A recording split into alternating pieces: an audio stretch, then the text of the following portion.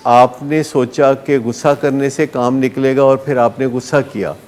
आपने सोचा कि धमकी देने से काम निकलेगा और फिर आपने धमकी दी और धमकी पे अमल भी किया। आपने ये सब करके देखा और फिर आखिरकार इसका कोई नतीजा नहीं निकला। आपको मुश्किलात बढ़ती रहीं, आपकी मुश्किलात बढ़ती रहीं। तो महारत सीखना, स्किल सीखना, देखिए विल तो आपकी है, विल तो आपकी है, लेकिन खाली विल से काम नहीं बनता, खाली विल से काम नहीं बनता। विल आपकी है लेकिन खाली विल से काम नहीं बनता, स्किल सीखनी पड़ेगी और विल और स्किल से मिलके बेहतरी आएगी। उसके अलावा आपको दूसरे लोगों के तावन की भी ज़रूरत है। यहाँ जो आप बैठे हुए हैं तो आपको सबको एक दूसरे का तावन लेना चाहिए। आपको पता है ना कि हम सब आपको कहते हैं कि आप एक दूसरे के साथ तावन करना शुरू करें, एक दूसरे के साथ बातचीत करना शुरू करें, एक दूसरे की मदद लेना शुरू करें। आपको ये बात समझ में आती है कि इसका फ़ायदा हो सकता है। ये साइंटिफिक पहलू है कि आपको विल और स्किल के अलावा दूसरे लोगों के तावन की ज़रूरत भी होती है जो आप जैसे हों, जो उन मसाइल से गुज़र रहे हों या गुज़र चुके हों जिनसे आप गुज़र रहे हैं। ऐसे लोगों के तावन से, ऐसे लोगों के साथ खड़े होने से, ऐसे लोगों की मदद देने से आपका मसला सुलझता है। यूरोप और अमेरिका में उन्होंने बेशुमार ज़िंदगियां इस एक तरीके से बचाई हैं। तो ये जो तावन है, वैसे तो देखा जाए तो कोई ऑर्गेनाइजेशन दुनिया में होगी कि जो चाहे कि उनके क्लाइंट्स आपस में मिले। नॉर्मली ऑर्गेनाइजेशंस या दुकानदार क्या चाहते हैं जी? क्लाइंट्स लग रहे हैं, एक दूसरे के साथ ना मिलें, क्योंकि उन्हें डर होता है कि जब क्लाइंट्स एक दूसरे के साथ मिलेंगे तो वो दरानियों जेठानियों की तरह बातें करेंगे। लेकिन हम आपको कह रहे हैं कि नहीं, आप एक दूसरे के साथ दिल की बातें करें। आप जो दिल में आए एक दूसरे से कहें और एक दूसरे की मदद लें और एक दूसरे को आप बामी तावन का हिस्सा बनाएं। और इस वजह से है कि हम ऑनेस्टी और ट्रांसपेरेंसी में बिलीव करते हैं। हाँ, पेरेंट्स जब आपस में मिलते हैं तो कभी कभी हम उसको बढ़ावा देते हैं और कभी कभी हम कहते हैं कि नहीं, अभी आप ना मिलें। आपके ख्याल में क्या वजह हो सकती है कि जब पेशेंट्स आपस में मिलें, कभी कभी हम कहते हैं ना मिले और कभी हम कहते हैं कि मिल लें। यानी कोई ख़ास दो बंदे जब आपस में मिल रहे होते हैं और मैं देख रहा होता हूँ तो मैं उनको मशवरा देता हूँ कि आप अभी एक दूसरे को ना मिलें, या मैं मशवरा देता हूँ कि आप मिला करें एक दूसरे को। तो ये किस बुनियाद पर हो सकता है? ये इस बुनियाद पर हो सकता है कि उनके मिलने से फ़ायदा होगा या नुकसान होगा। अगर मेरी नज़र में किसी दो लोगों के मिलने का आपस में फ़ायदा होगा तो मैं बोलूँगा कि मिलें।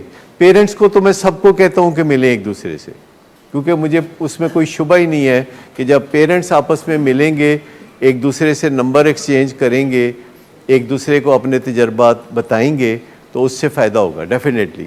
लेकिन पेशेंट्स का बाज़ औक़ात फ़ायदा होता है, बाज़ औक़ात फ़ायदा नहीं होता। और जब मैं देखता हूँ कि किसी ख़ास पेशेंट को किसी ख़ास पेशेंट से मिलना चाहिए कि नहीं मिलना चाहिए, तो मैं आगे बढ़ के उनको कह देता हूँ इस बारे में। कई दफ़ा उनको बुरा भी लगता है, कई दफ़ा उनको ये अच्छा भी लगता है, क्योंकि जिनको आहिस्ता आहिस्ता यकीन आने लगता है कि मैं इस बुनियाद पर उनको मिलने के लिए कह रहा हूँ कि उनको फ़ायदा होगा और इस बुनियाद पर उनको मिलने से मना कर रहा हूँ कि इससे नुकसान होगा, तो फिर जब वो ट्रस्ट करने लगते हैं तो वो उसके ऊपर अमल करने भी लगते हैं। और कई दफ़ा वो नुकसान उठा के ही फिर समझते हैं कि जब वो नुकसान उठा लेते हैं तो फिर वो समझते हैं, उससे पहले नहीं समझते। कई दफ़ा तजर्बे से गुज़रना चाहते हैं। लेकिन ये जो आपका आपस में मिलना है, ये साइंसी तौर पर बड़ा कारआमद है। इसको हम कहते हैं सोशल कैपिटल।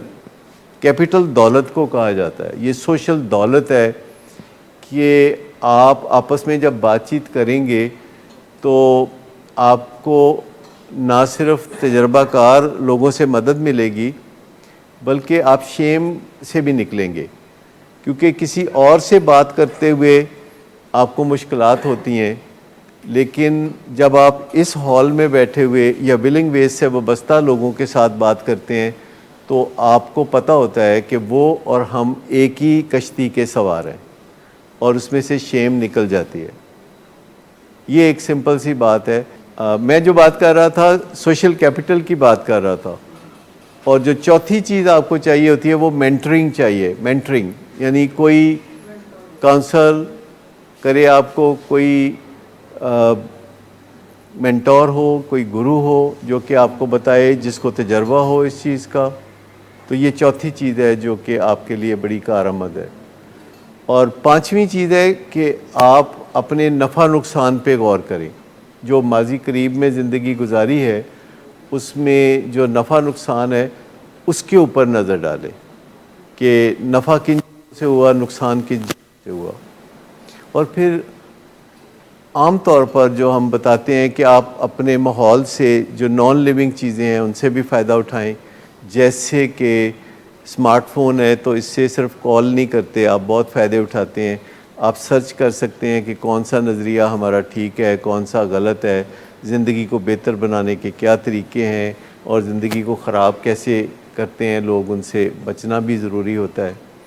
तो मैं आपको बताऊं कि ये जो ग्रोथ है ना ह्यूमन बीइंग के अंदर, कि पैदाइश के बाद वो ग्रो करना शुरू करते हैं, इसमें उनको बहुत सारी चीज़ें, बहुत सारी स्किल्स जानने की ज़रूरत होती है।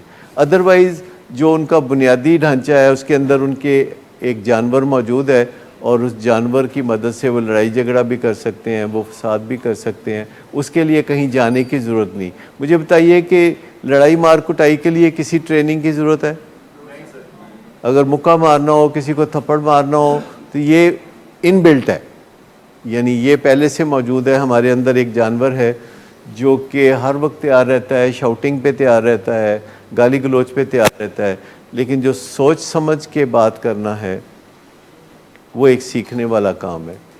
हाँ, अपरेटस मौजूद है हमारे दिमाग में, ऐसा बंदोबस्त मौजूद है कि हम कुछ चीज़ें सीखना चाहें तो तेज़ी से वो चीज़ें सीख के अपनी ज़िंदगी को फ़ायदा पहुँचा सकते हैं। और हमारे दिमाग का एक हिस्सा है कि जिसको हम गो ब्रेन कहते हैं, यानी वो एनिमल ब्रेन है। ज़िंदगी में जो कुछ भी हम करते रहे हैं वो स्टोर्ड रहता है, और जो कुछ भी हम सीखते हैं वही हम रिपीट करते रहते हैं, उसमें सोच विचार की ज़रूरत नहीं होती। और एक नो ब्रेन है जो बातें के पीछे होता है, कि जो इनोवेटिव है, जो नई सोच को जन्म देता है, सोच विचार और तज्जिए को जन्म देता है, और जो चीज़ फ़ायदे की हो वो डिसीजन लेके आगे बढ़ता है। तो इसको बढ़ावा देना चाहिए। यानी जो चीज़ें हमने बचपन से सीख रखी हैं और जिनके हम नुकसान भी उठाते रहे हैं, तो उन चीज़ों को रिपीट करते रहने से ज़िंदगी नहीं बनती। लेकिन अगर ये जो आगे दिमाग है जिसे नो ब्रेन कहते हैं, KNOW, नो, और ये जो समझदार दिमाग है जो कि ज़रा स्लो है, ज़रा लेज़ी है, तो इसको तगड़ा करने की ज़रूरत है। तो उससे बड़ा फ़र्क पड़ता है। और ख़ास तौर पर जो हमें कहते हैं ना कि जब हमारी चिड़िया पिंजरे से बड़ी हो जाती है तो हमें ज़्यादा अपने इस दिमाग से काम लेना चाहिए, सोच विचार वाले दिमाग से काम लेना चाहिए।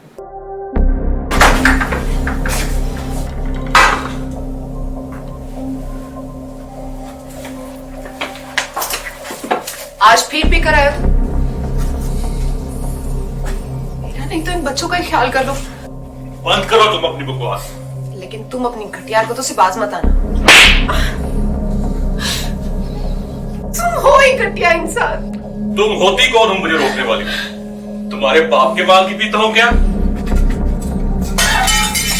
शराब नोशी की वजह किरदार की खराबी नहीं, मूड की खराबी है।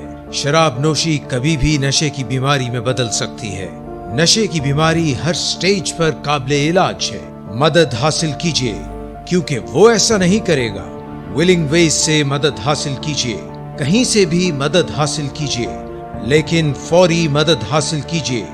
जिस मुआवजे के इंतजार में आपने बहुत देर कर दी, अब वो दस्तक दे रहा है। मदद हासिल कीजिए, मदद हासिल कीजिए, मदद हासिल कीजिए।